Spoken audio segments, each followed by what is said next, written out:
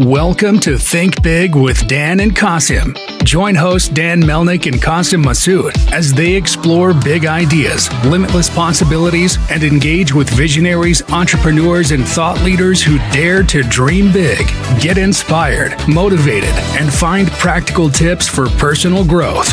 Think big, dream bigger, and ignite your potential. All right, welcome to Think Big with Dan and Qasim, and Effie's filling in for Qasim today. And our guest today is Tamir Goodman. So, Tamir, if you want to go ahead and introduce yourself, tell us what you do for a living and where you live. My name is Tamir Goodman. I'm originally from Baltimore, Maryland. Played college basketball in America at Towson University, and then I came over here to Israel at age 20 to play professionally. And I ended up staying in Israel all these years later. So I'm in Israel. And today I'm the head of sports relations at Fabric. And I also invented an antimicrobial moisture wicking net called Aviv Net. Awesome. So how did you go about getting the idea for your company for the net, that you invented? So I actually, right out of playing, my last season playing, I got hurt. And unfortunately, they signed a player even before I got a chance to get my stuff out of the locker room, which is a very, very, very painful feeling. And at that moment, I decided that even though I can't play again, I'm going to create a device that will help the next generation of players. And I invented the first ever multi-angled pitch pack called the Zone 190, which had a lot of initial success. We got it in the NBA and everything. And unfortunately, a major company stole my product from me. And that was a very painful moment because I patented it and I did everything possible to bring that to market, and I brought it to market, and then having it stolen from me was very painful. So I told my wife, I'm never doing this again. I'm never inventing another product again.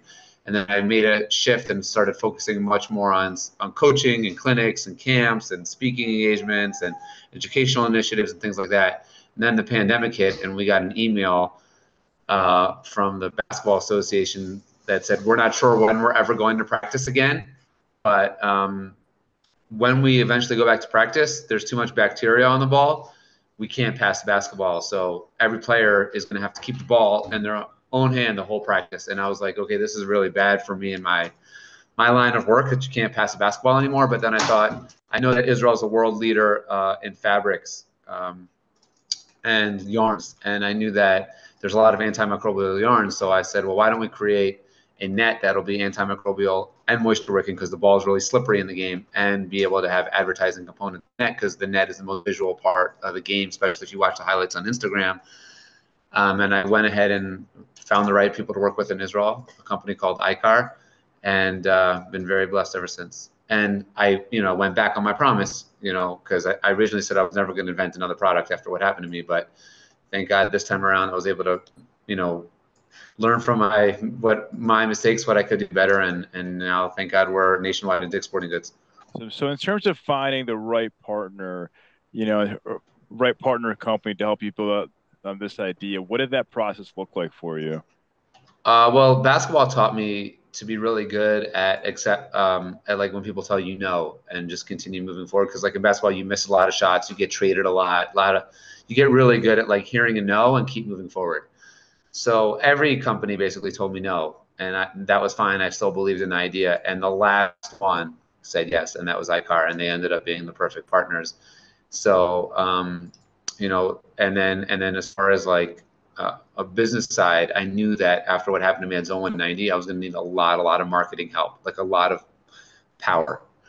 And that's why I partnered with my good friend David Warshawski, who and W Ventures. The unique thing about W Ventures is not only do they, put in a financial investment, but they also give you, they're a world-renowned PR digital agency. So you get the physical investment, but you also get the marketing side, which is what I knew going forward. Because Zone 190, I did everything myself, and I knew that this time around we're going to need like massive marketing help. And with David, it's like everything. You get all the marketing, business strategy, the packaging of the bags, the logos, the website, everything that we needed to be really professional for the great product that we have. It's one thing. I mean, a good job. I mean, getting back on the horse. You had that first experience, which was really terrible. But I guess one question I do have also is like, what was like the big, if you had to take one insight from your first experience of having your product stolen from you, what was that one insight you learned from it and you would tell someone else moving forward? I would say two things. One just mentioned, which was like to have a lot of marketing help and, business strategy, business development. Thank God I have all that with David. But, to have a really, I was just a basketball guy. I got right off the court right into this, and I didn't really know about the business world. I knew about basketball. Um, and then the second thing is I definitely overworked with Zone 190. I pushed myself too far. There was a time I remember like I basically had one trailer and one Zone 90, and from that one prototype, I sold 50 models. And out of those 50 models, I was able to make our run for the first run of Zone 190 models. But I was pushing myself way too hard. I was driving I was literally working all day. I would drive to Kentucky, I would drive to Indiana. I drive everywhere to meet with even one coach, which is what it takes. But I pushed too hard. There was many times where like I almost fell asleep behind the wheel, just putting my life at danger, trying to bring this product to market. And that was too much. I think like as an entrepreneur, you get so excited about your product, which you need the hustle, but you have to have the balance and make sure that you're still being safe and smart. And I think like with Zone 190, I was pushing myself a little bit too Oh, for far. sure. I know for us, we have the balance of you have to sprint, but you also it's a marathon too. So you have to have that balance. For you also, what like now currently, what's like a typical day like for you with your job and everything? Yeah, so I'm living in Jerusalem now with my wife and 5 kids. Um, thank God, which is my Yes. number one priority. And then the rest of the day, yeah, I work a lot because of the hours and the time change and everything. But it's basically around like sports marketing, sports tech all day long. Relationships with coaches, players, leagues, organizations, agents, investors. Really, really pushing hard for Fabric.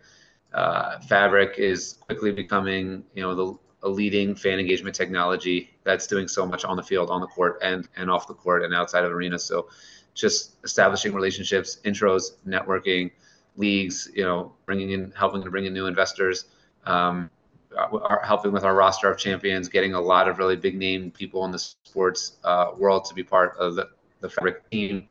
And then there's a lot of programming that goes into actually, using the technology at different venues. So, on the 23rd, I'm flying to Florida for a really big coaches clinic where Fabric is going to be the technology for the coaches clinic. There's going to be a lot of NBA and NCAA coaches there at different venues. We have in October a really big event called Unity Week. We do a lot of these Unity clinics, bring people together through sports, which is like what Fabric is all about, creating a world where everyone belongs. So we have like a big Unity Week coming up in October in LA, and then we'll be back at the NBA All-Star Game in February. So it's really busy, but thank God it's mostly basketball, which is my love, and doing good through the game and making the world a better place at the same time. So it's really exciting.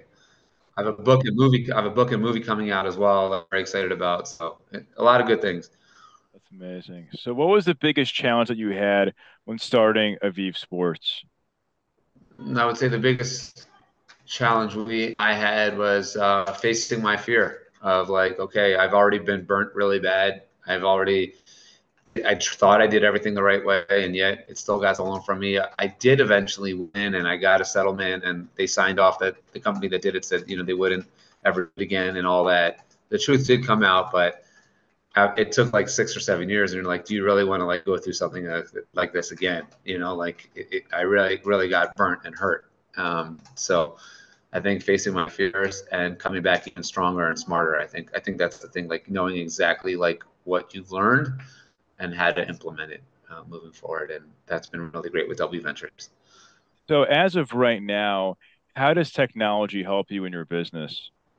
Technology helps me personally because I'm very dyslexic. I could still barely read or write or do basic math.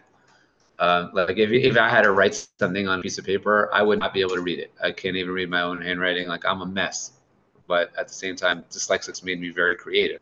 It because when you're dyslexic, like you're exercising parts of your brain that other people don't really use, because we're constantly like making up for things, you know, and it's like exercising parts of the brain that other people don't really use. So I think technology helps me stay organized with my struggles, and then like globally, obviously, like being able to talk to teams and coaches and people from around the world on a daily basis is very, very, very, very helpful, especially in the sports industry, because you want to be able to talk to leagues in Europe and talk to leagues in America and leagues here in Israel. So I love the technology, Zoom, being able to talk to you right now too. So that, and you know, yeah, I think those are the two ways it's most helpful for us. So have you looked into implementing, or do you use like AI or AR in terms of for your current brand? I personally do not, but Fabric does use AR in our technology. It's a mixed reality company. So yeah, they use AR. We use AR, but it's ultimately to use AR to help real foster real relationships in real life. So it's not like, you know, getting drowned in the AR, like using the AR to create, you know, so I say mixed reality, real relationships, real experiences, things that you could really impact your life on a day-to-day basis. And I think like that's, to me, like where I'm the strongest. I love people. I love meeting people. I love relationships, networking. I think it's a really, really important thing. Somebody the other day like asked me that we were adding a number into my phone. I looked at my phone. I was like, wow, I have almost 4,000 contacts just in my phone. So I'm like, you know, that to me is like, I love people. I love getting to meet people. I love getting to help people. There's many times in life where people reach out to me for different things, and I'm just simply like one click away from helping them. And you know, I'm very big on relationships and networking. Yeah, the importance of it. Oh, for sure. So, I mean, no one can do everything by themselves.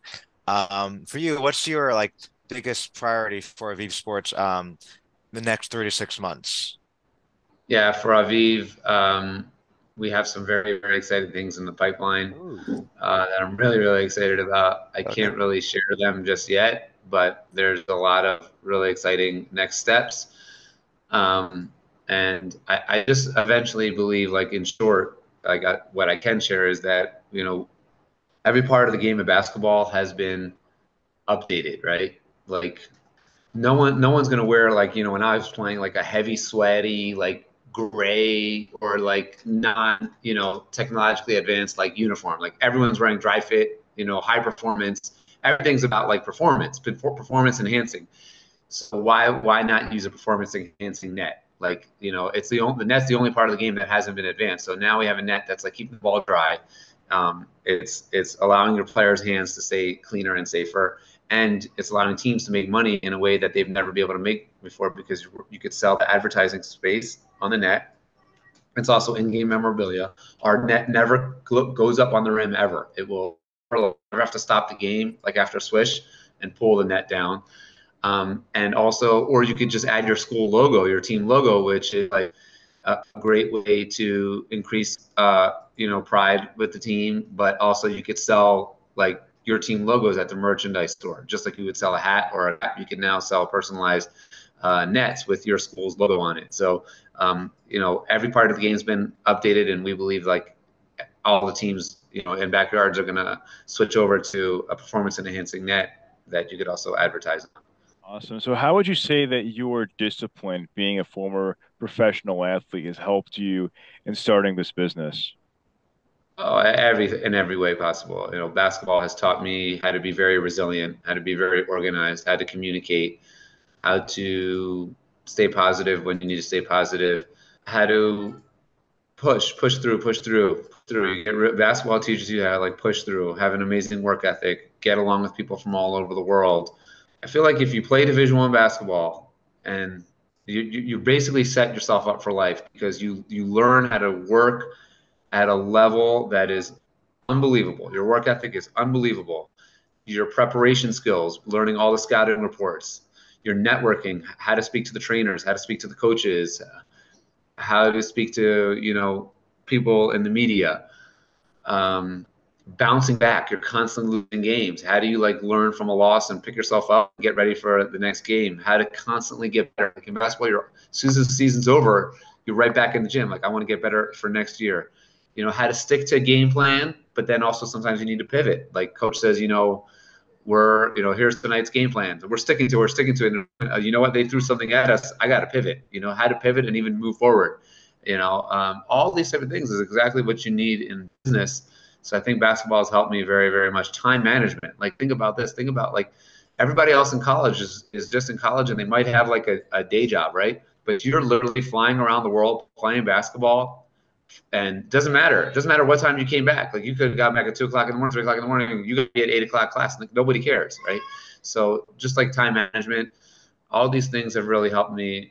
Playing college basketball and professional basketball have really helped me in business space. I think sometimes as athletes, we are nervous after our careers are over because we basically invested so much time in our specific sport, which is true. But like you said, it's like you have to be able to apply what you learned through sports and bring it to the business world. I didn't know anything about life other than basketball when I was playing. My whole life was just training. And I kept on asking for help as soon as I got done playing. And then one lawyer told me, because I said, can you help with this? I'm really bad at business. He goes like this, well, become good at business. I'll never forget him telling me that. And it's the same thing in basketball. You want to be a great shooter, go in the gym and shoot, right? So go do it. You have the skill set. You know what it takes. Just go out there and do it. So sports has definitely helped. I do think, though, that a shift that I'm seeing now, which is nice to see, is that the world just happens to be in a more sensitive place. Like, when we were growing up, practice was everything. Like, it didn't matter who was in your family was getting married or what else was going on. Like, you were in the gym, right? And I think now coaches are a little bit more balanced. And like, when we're in the gym, we're going 1,000,000%. But when you're out of the gym or you're at school or your sister's getting married or whatever, go to the wedding, enjoy the wedding. We'll see you at practice tomorrow. Type of thing. There has to be a little bit more balance so that, like, when you're done playing, it'll be easier to get into life, balanced into life a little as well. Awesome. So when you were playing, you were what you did. You were, I guess, one of the first, or if not the first, Orthodox Jew to be playing professional sports. And today we see lots of Orthodox Jews that are playing, drafted in the MLB, playing pro basketball. So where do you think the future is headed for people of all backgrounds, just in general? I mean, I think that you sort of set a trend and opened lots of doors for people. Do you think now it's easier compared to when you were starting? I just was curious about your take on that. Yeah, I'm glad that the world is definitely in a more sensitive place right now, as far as welcoming people of different backgrounds and respecting different religions. And sports is the great unifier. Sports is the greatest platform. It's proved itself more than any other field to bring people together.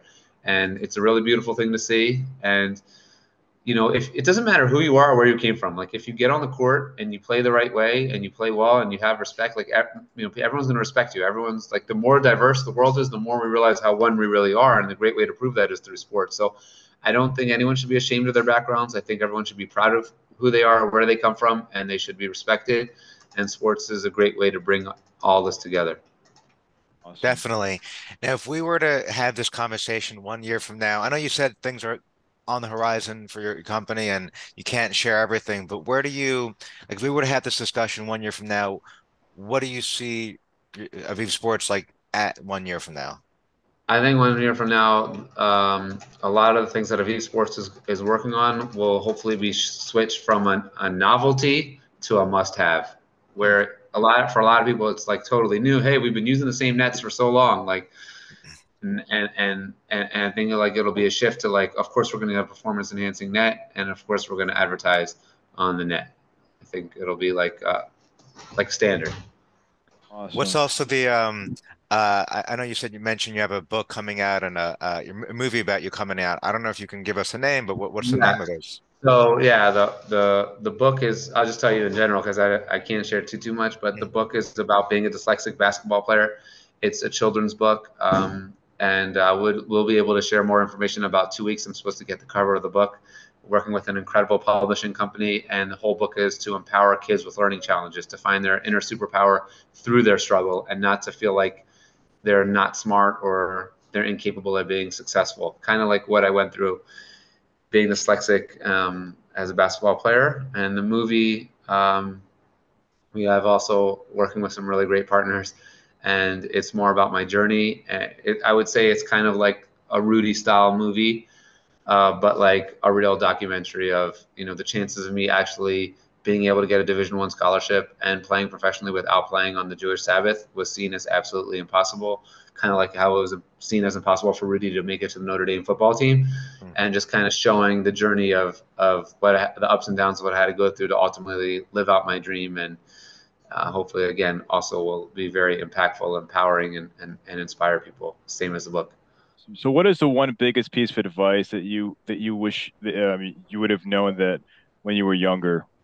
Yeah, I think it's very calming to know that things are going to work out. Like, obviously, it's easier to say it now, but like just thinking back, like, wow, you're actually going to be able to get a Division I scholarship, and you're going to have the best teammates and the best coaches, and they're going to support you. You're going to be able to live out your dream. You're going to marry. I always actually tell my wife, like, she's better than I could have ever even imagined. Like, I'm going to be blessed with an amazing family and a wife and 5 kids, and just to know that, thank God, I'm 41. It's been the best year of my life. I'm living exactly where I want to be living, and I'm feel blessed with my family and doing exactly what I want to be doing. So, like, obviously, I'm very thankful, but like, I think it's like, if you could tell a kid, like, hey man, you're actually going to be able to live out your dreams, like, that's very calming. That's a good thing to know. But I just don't think the world works that way. I think the world is is is full of challenges, and that's what makes it unique, because we have choices and how we're going to react to things and how we're going to overcome and how we're going to transcend. And specifically through overcoming and transcending is where we really reach true happiness. God could just give us all the blessings, but we wouldn't appreciate it as much that way. And a lot of things that we go through, it's like we earn, and that feeling of accomplishment is what gives us the confidence to continue moving forward in life. And without that, without those steps, a lot of times we wouldn't be able to do it. So I think everything's perfectly ordained, but it would be nice to know. And I'll tell you, like, if we knew everything would always work out, or we knew the deeper meaning behind everything, we wouldn't have sensitivity to other people. It would just be like, oh, I don't worry about it. That everything's going to work out for them. Part of all this is so that we could actually have sensitivity towards each other and be there for each other. I find it fascinating how the world is like, the ecosystem of the world is like, hey, there's people that are reaching out to me today for a lot of help, and I'm reaching out to other people for a lot of help in the same day. I'm like, this is pretty cool. And ultimately, it's like, shows how, like, we really need to be there for each other. So Amazing advice. So if somebody wanted to reach out to you or your website, do you mind sharing what's the best way to get a hold of you and your yeah. company? Yeah. Yeah, everyone could always reach out to me, Tamir at tamirgoodman.com. Awesome. Well, Tamir, thank you so much for your time. I'm wishing Aviv Sports and your personal brand with the movie, everything, the best of luck. Hopefully we can chat again in 1 year from now. Your company will grow even more. Thank you. Have a great day. Thank you, you Thank you too. too. All right. Bye. Bye bye. Bye.